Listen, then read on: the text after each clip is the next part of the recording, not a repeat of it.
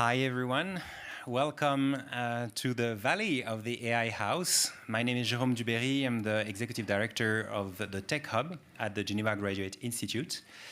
The Graduate Institute of International and Development Studies was born in 1927 to train diplomats and civil servants working at the League of Nations in Geneva. Today, we are an exciting and vibrant community with over 1,000 students. Amandeep. Welcome. With research related to AI, but looking at AI from very different perspectives, in particular social science and legal, we have projects on democracy, cybersecurity, youth, and much more.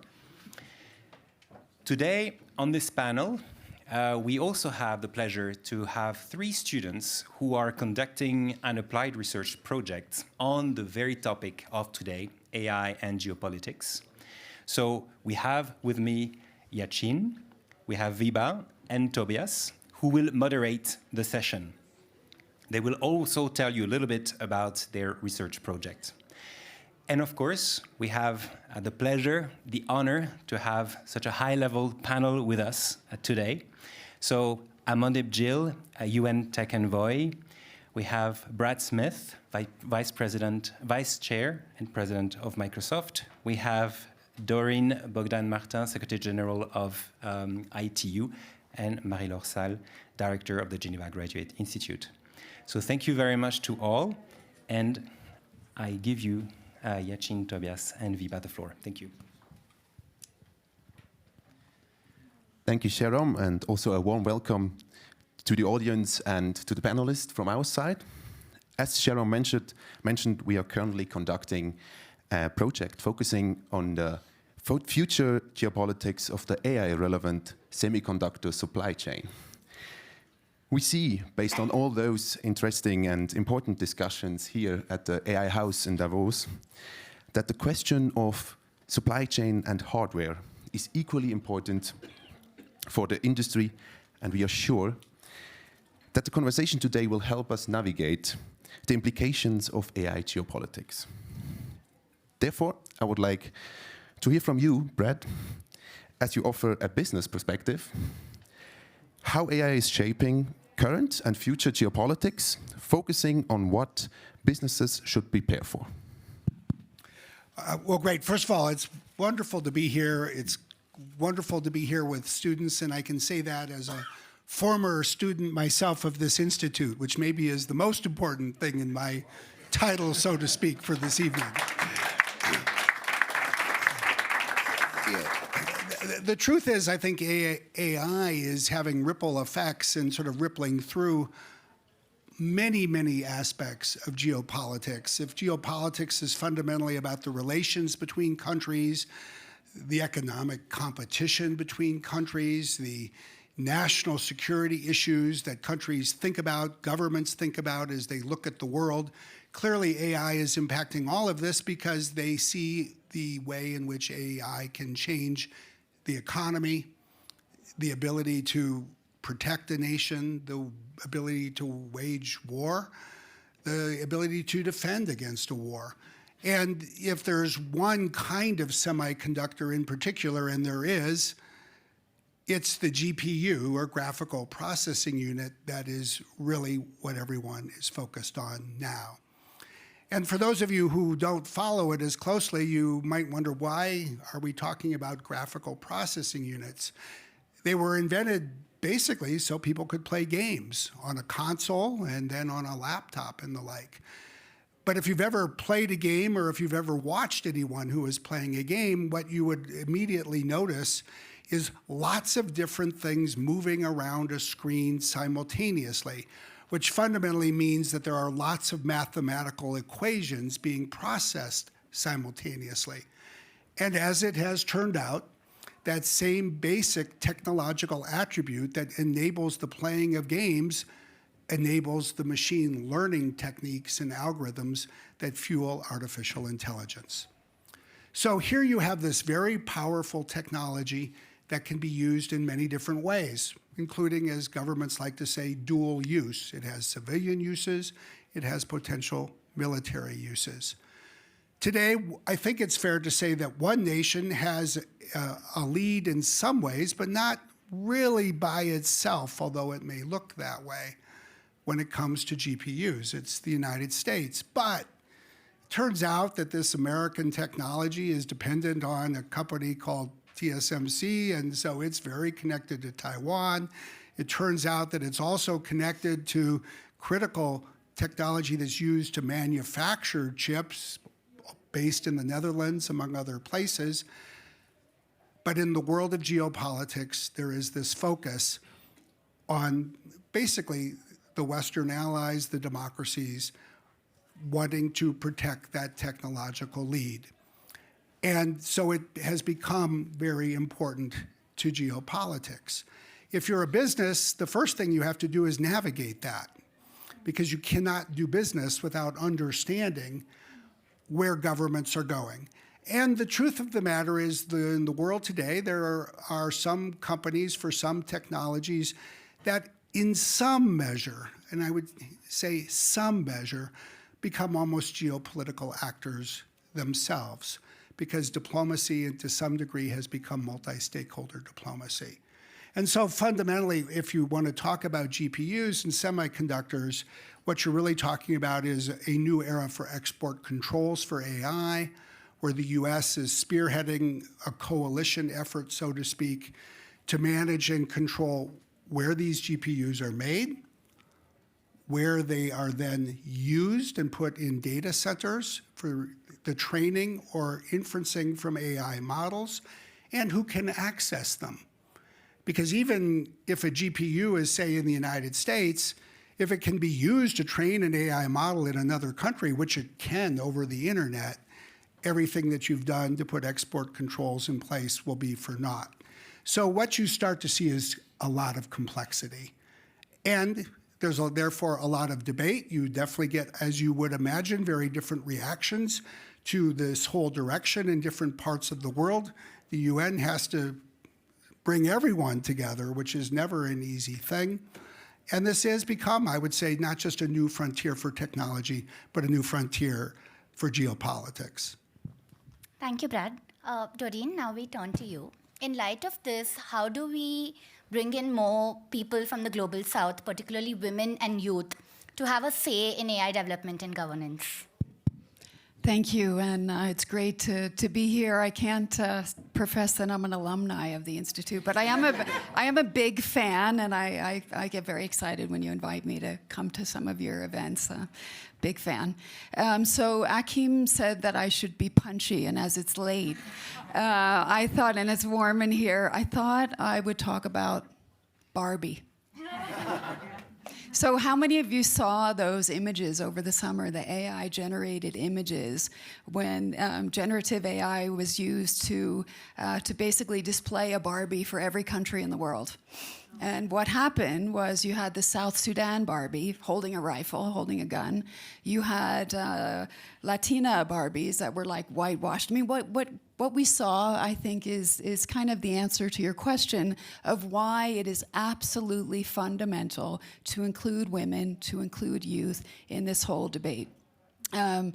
And when we look at, there were 130 some AI systems that were analyzed in detail, and it found over 40% had gender bias in those systems. And so if we want to be correcting the bias, of course there's a big data component of that, but we also need to make sure that women are at the table, that women are creating, that women are part of this discussion as our youth, of course. And I think it's very relevant when we look to the theme of this year's Davos about trust, about building trust, that we make sure that we have women and youth as part of this discussion. And for us, I think if we take sort of a three-pronged approach, I think we have to tackle the access divide, and we were talking with Juan before about the digital divide. That's also a big theme here this week. We can't talk about the AI divide unless we first address the digital divide, 2.6 billion people offline. Guess what? Majority of them are women. They can't afford the devices. They're afraid to go online. So we need to address that digital divide in order to be able to address the AI divide. There's literacy challenges as well that also make that divide even more complicated. The second piece is one of equity. And as you were just mentioning, Brad, I mean, the whole AI discussion is very focused in a limited number of countries with a limited number of companies. And we need to tackle that equity issue and bring other players to the table so that we make sure that the benefits, the economic and social benefits of AI can be felt by many. And for my friend Sergio in the back, the SG of ISO, you know, I think, Sergio, the standards piece has a huge piece to do with that. And also Akeem in the HLab report, there was much discussion about lowering those barriers to trade so that we can achieve equity. And then I think the third piece, which is also critical, of course, is participation. So how can we get more women, as I said, to participate in AI discussions? How can we get more youth? Our AI for Good is a great way where we try to engage more women and youth. Our Generation Connect initiative as well, where we work with young people around the world. Our Equals in Tech Global Partnership, where we try to encourage the skill building, women in tech, and we try to basically put the spotlight on those that are actually succeeding so that we can role model for future generations. Thank you. Thank you so much, Doreen. Marilo, we turn to you. And a particular question that we want to ask in light of this is, do you see the importance of a human-centered AI? And in particular, what are the geopolitical implications of a non-human-centered AI? Thank you very much, and I want to underscore how proud I am to have the three of you here today. So this is really, I think we need more of those. We need more of those intergenerational discussions. So I'm very proud that the Institute could put this panel together with the three of you asking us questions. For your first question on what do we mean by, I think the first, we should actually ask ourselves what do we mean by human-centered AI, and I see actually two dimensions to that question. A first dimension is really AI for what, and the second dimension of the question is AI by whom or through whom. So the first dimension of the question, AI is a technology. It's a technology, and technologies, from an anthropological perspective, have always had two faces. They've been, on the one hand, bringing well-being, prosperity, more adaptability, more survival and resilience for the human species. And on the other hand, they've also been, the same technology could also be, in fact, a source of destruction, if not self-destruction for actually empires, for communities, etc. And AI is the same. And, Brad has mentioned it. Brad has written a great book about that. And we talk about this everywhere.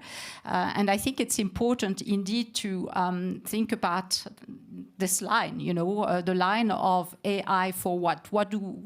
For whom? Also, and this has been talked about. The legitimacy of AI will only survive if we can actually convince people that AI is improving their well-being and the well-being of a large majority of humanity. So that has to be an inclusive notion of well-being, and that it's not actually making things worse for them in terms of, actually the end of work, for example, without any replacement, surveillance in ways that are not acceptable, the destruction of communities, because AI has also that potentiality. So this is the first dimension of a human-centered AI. The other dimension is really, and I think this is maybe more the case with the new technological turn than with previous technology, is the notion that whether or not at some point the technological tool becomes the master. Okay, the technology is again, anthropologically a tool for the human species. It can be controlled by some groups, but ultimately it is a tool for the human species. At some point, the way in which we're discussing, in a sense, generative AI, or the kind of projection of an artificial intelligence that becomes more intelligent than us, and becomes, projects a transhumanist and transhuman reality.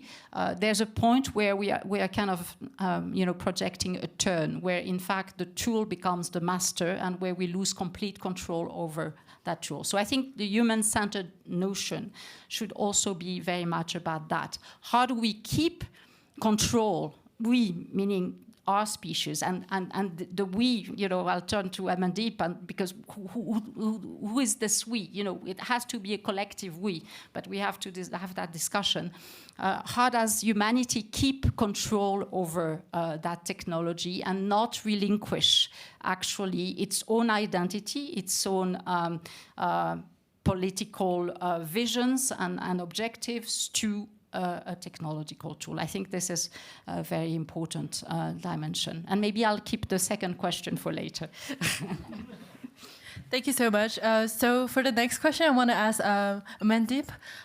So what do you think are the geopolitical implications of some important international AI governance? So thank you. One of the scariest parts of becoming a professor at the Graduate Institute was interview by the students. I'm reliving some of those moments. It's great to be here. Merci beaucoup, Marie-Laure. I think one less talked about geopolitical implication is that on current trends, we're going to see a fragmentation of multilateral effort.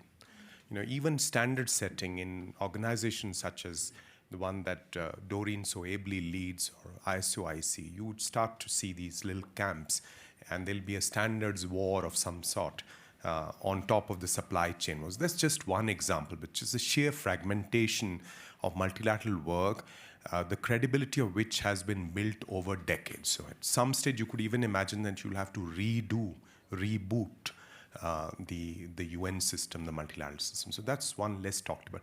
The other one is the resentment aspect in the global south. Because the divide that Doreen spoke about, this AI thing is coming on top of the experience with the pandemic, the cost of living crisis, the impact of Russia's invasion of Ukraine. So it's adding on to those anxieties. We had just forgotten, we're just being left behind. So 150 odd countries that are not in the AI game, that have been slow on the digital transformation. So they start to feel that this world is not working for us. So those are the kind of implications that are less written about in the newspaper headlines, and we need to think about those and plug here for what the Secretary General has been trying to do, which is it's time to bring these various strands of discussion together. One, through the Global Digital Compact, so we address the fundamentals of the digital divide and the risks of internet fragmentation and so on, but also through the high-level advisory body on AI, which has just released its interim report on how do we make sure that the risk assessments, the safety and risk management frameworks, the interoperability around standards, those are not seen as being pushed by one region, a few countries, a few companies, but they are kind of collectively done, they are co-created, and there's trust in them, and that they allow us to move forward with the tremendous opportunity that is there for the SDGs while addressing the huge risks that are there to human rights, to the integrity of public information, to the very fabric of our societies in terms of how we relate to each other as human beings. And this is no longer science fiction. I was at Las Vegas at the CES, and you have this massive focus on agents. So it'll be intermediating so many things. And you can just project a few years down the lane, and we would be less interested in just sitting down here and being with each other. So who handles those externalities? And are the public sector institutions even capable for that? While we are looking at the glamorous things around chip wars, this, that, and the other, all these things would be just lurking behind us. Thank you. Thank you so much. So we were talking about like some of the current AI geopolitical implication brought by AI, such as gender inequality, alienation, and more gaps, and also this pressure on supply chain, but also preserving humanities in the positive side. So I want to throw a general question to all of you. So what do you think is a potential scenario of geopolitical scenario that will impact or change the AI? You can talk about either supply chain or like the, yeah. Do you want to start, Brett? Well, I'll say that, first of all these points are really well taken, and the real challenge is to weave them all together. And I am hopeful in certain areas, including, I'll say, about establishing some norms and regulatory floors around what I'll call AI safety and security. It's interesting because there are a lot of commonalities in what is emerging around the world, even if most of the time people analyze the differences. But there is a real focus on ensuring that AI does not contribute to bias and unlawful discrimination, that there is safety testing before these foundational models are released or deployed. And you actually see a real focus around higher risk rather than everything. And if you start to take the AI Act, if you look at the White House voluntary commitments, if you even look at the interim measures that were announced in China last year, or you look at the interim report from the group at the United Nations that Amandeep is so involved in, there's a lot of commonality. And that's encouraging. And I think our aspiration should be to build a global capability to govern AI. That doesn't mean that every aspect of AI will be governed at the global level, nor does it necessarily mean that you can start with specificity by getting 192 countries together, because it's hard to get an agreement when you have all the governments of the world in the same room at the same time. But I do think certain themes are emerging. I do think it starts with the importance of standards. While difficult, standards are indispensable.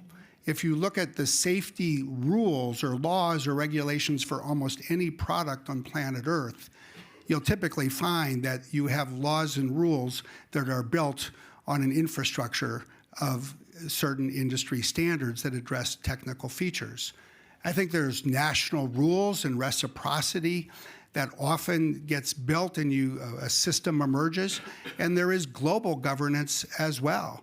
And I think we're groping our way towards that. That is a good thing. And I think to some degree, if we can find more opportunities to do good things together, often in a multi-stakeholder way, the ultimate challenge is not whether we can solve every problem all at the same time, because we cannot. But if we start to make real progress in discrete areas and show what we can do, we start to build a muscle. And with that muscle, we can do more and more and more. That's a tough act to follow. I think you said it perfectly well, and there are definitely commonalities as you have just noted. And for me, I'm an eternal optimist. I like to think that all countries believe in the 2030 agenda, and all countries want us to achieve those 17 SDGs.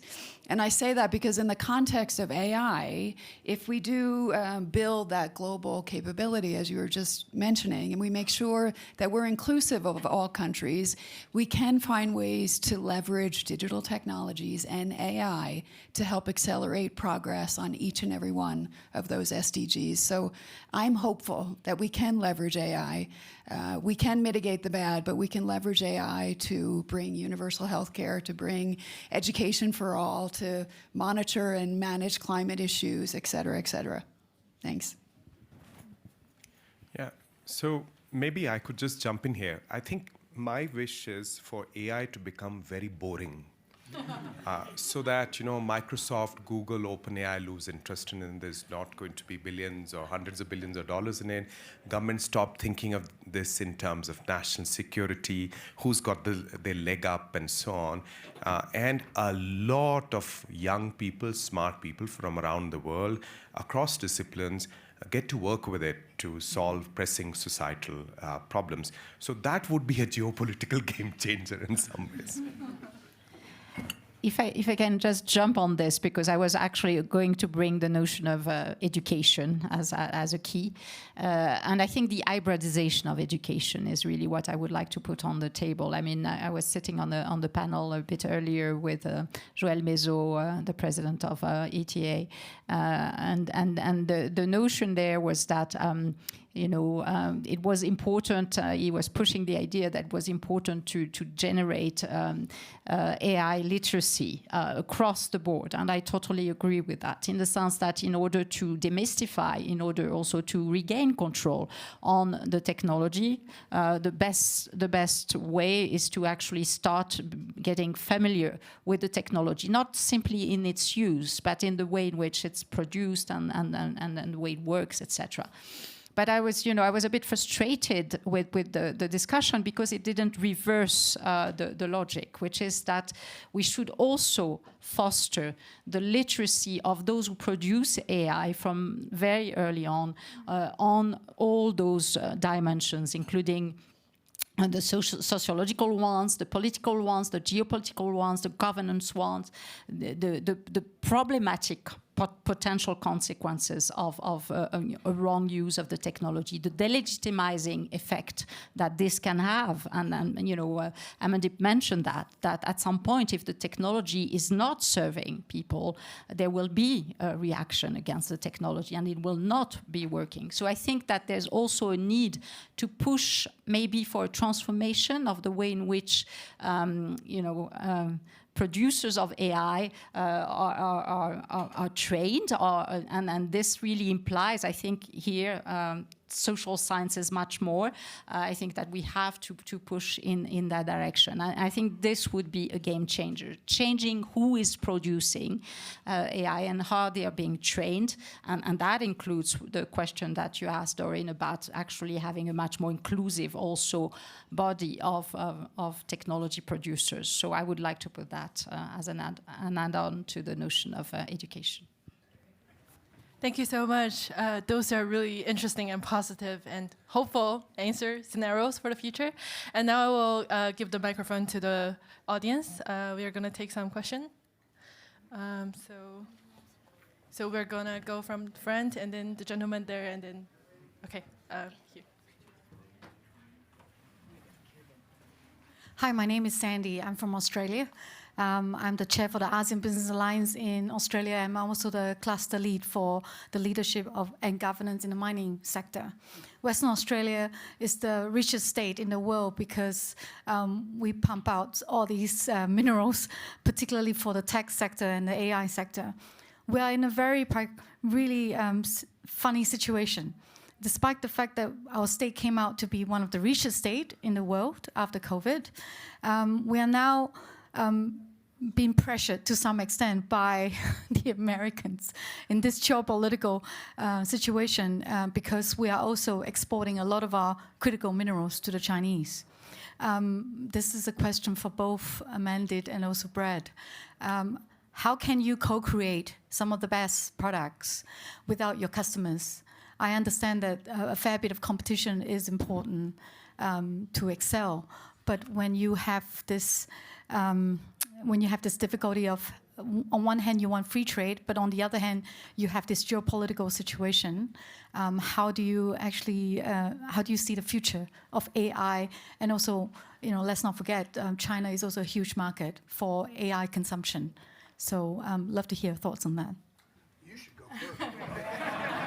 Let's get some more.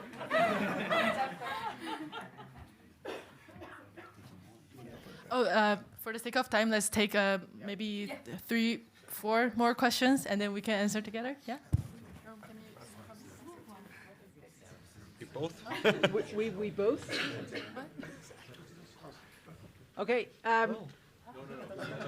No, so much for technology. Helle Bang-Jorgensen from Competent Boards. We educate board of directors and business leaders, also in AI. But my question is actually, I agree with you in terms of education, and we should have that. But there's one country, or perhaps not a country, we have not talked about.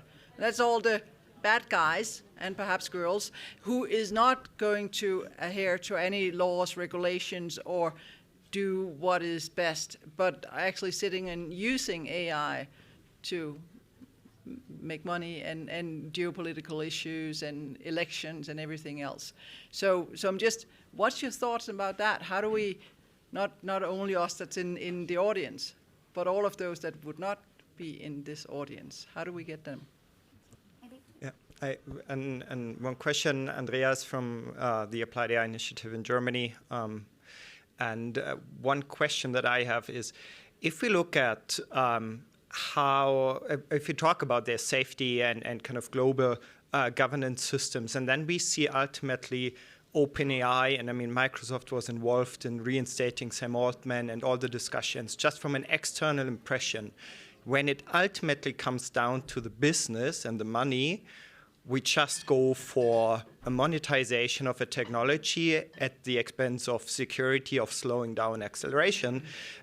First of all, how can we avoid that from happening, the impression from that happening, and get everyone on board? Because if we don't solve that, we can talk about getting in the global south, getting a global commitment on AI. But if we see actors then just going in and publishing models, then we still have a trust issue from everyone else. And how can we solve that topic?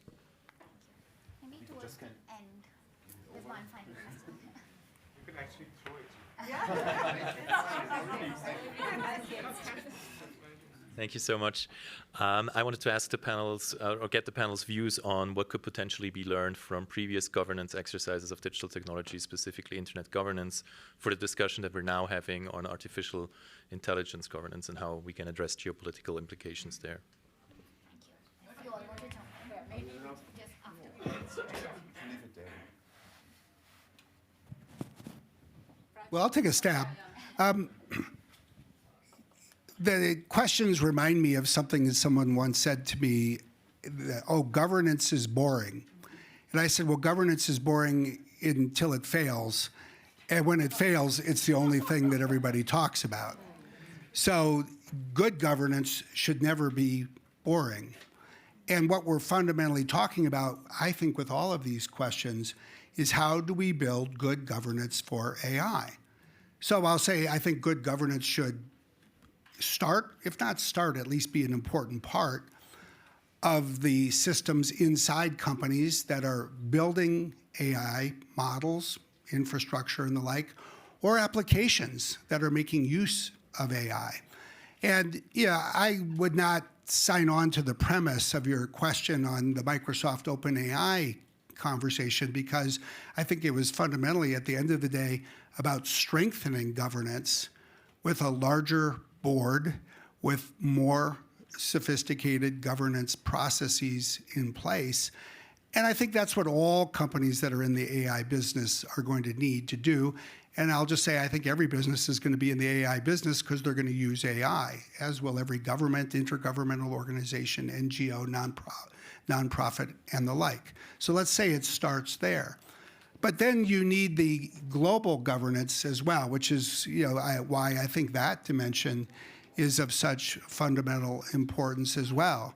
And I just think that one of the reasons that this is such a challenge at this time is that we went through these decades, or at least years, right at the end of World War II, when it was possible for a small number of countries, of leaders who had lived through this extraordinarily scarring experience of World War II, to say never again.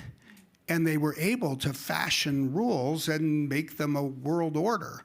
And today we're having to construct for governments and then internationally, a new order for AI that hopefully can start to move faster given the pace of AI itself.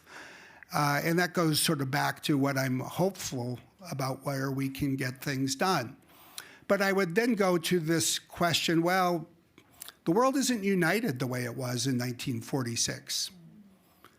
And even when I travel to countries that people often think have different values, to be honest, I find that there is a common view I find around the world. I have yet to meet a government leader that wants to surrender his or her power to a machine. I have yet to meet a military leader that wants to put a machine in a position to start or declare a war. So I wouldn't discount the common fabric that is there on many days to some degree more than people appreciate. But at the same time, I would acknowledge that there are differences. And that's when you need to build a coalition to get things done. And I do think in the 21st century, unlike the 20th, the coalition that gets things done is no longer a coalition of governments alone, at least for some issues. And I'm not at all a fan of giving, say, companies a vote, but I think it's good that we have a voice, and I think it's critical that NGOs have a voice, and I think it's important that the UN hear those voices, as it is, for example, when it is working to fashion new international norms. And there are days when we may need to worry about the fact that other governments are not signing on, but I would say most days, let's focus on those who do want to sign on. Let's focus on what we can get done, because I guarantee every day it will be impossible to get everything done. Every day I tell our teams at Microsoft the same thing. First prize, do something great. Second prize, do something. So let's do something.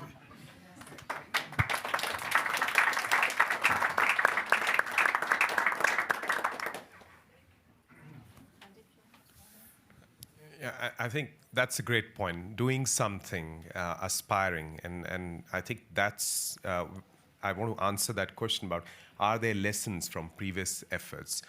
So it's never been a one-shot approach. You know, we've always built the edifice of cooperation a brick at a time.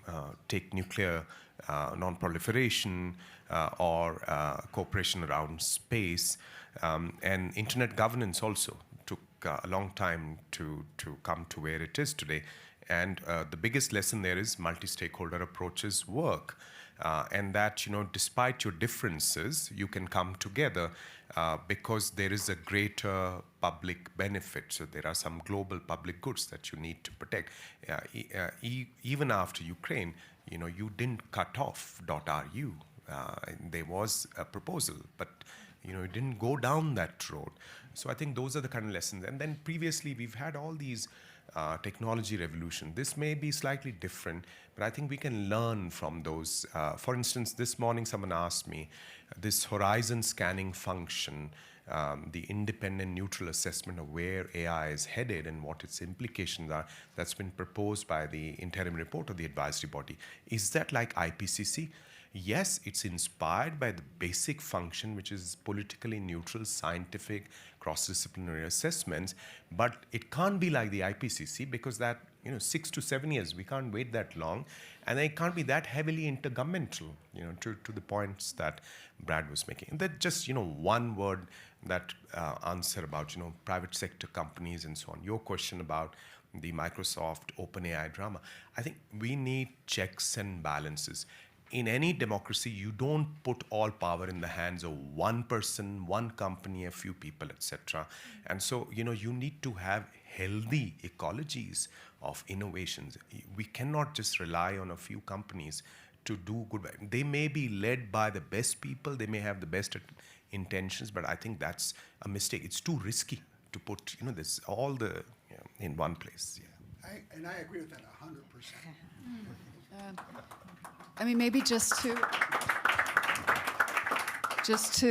add to what both Brad and Amandeep have said, I mean, I think that the UN, and of course ITU is a specialized agency of the UN and its specialized agencies, including OHCHR, I see Peggy here, I think that we can be a platform for progress, a platform for discussions. And of course, that has to include the private sector, academia, and other stakeholders. And fortunately, the ITU does have a multi-stakeholder membership, so we manage those discussions. But I think the system as a whole and the work that Amandeep's leading is really important to make sure that all voices are heard. And I think when it comes to internet governance, and lessons from the past, I would say, back in 2012, where we had quite a famous, unfortunate conference linked to internet governance, a lot of that frustration and the tensions linked to internet governance were coming from countries that had very low internet penetration and wanted to be part of shaping the internet and the future of the internet.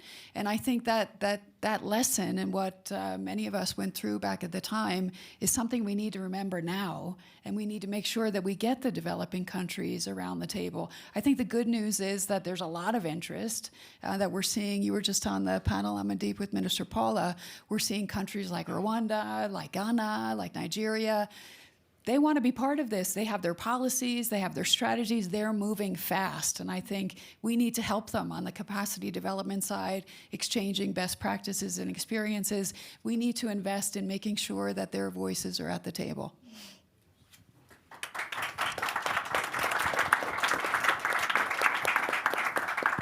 So I will actually say the same thing, but that has been said, because I think we have been saying very much the same thing, but in maybe a slightly different words. I think that faced with issues that are existential, both positively or negatively potential. So we have, obviously, AI is one, but the climate is one. So I think, and indeed, the comparison with the climate is another one. I think there is space for common discussions and common work, across a large share of humanity, because there's an acknowledgement that we are talking about existential issues here. So I think that's the reassuring dimension. We can talk beyond our values system, beyond our cultures, etc. We can talk on those dimensions. We don't necessarily have to have everybody around the table, but we have to have around the table, a variety, representative variety of actors and receivers, so both ends.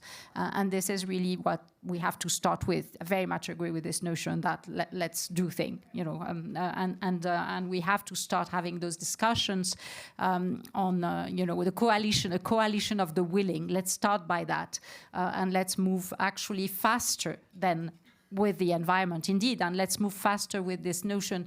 With the environment, it took very, very long before we started to realize that it was not enough to compensate for the externalities that we produce, but we have to actually take another step, which is to reduce the production of those externalities. Let's learn from that. I'm not talking about, that's a very, very important lesson that we should have learned and that we have to apply to technology, particularly to AI.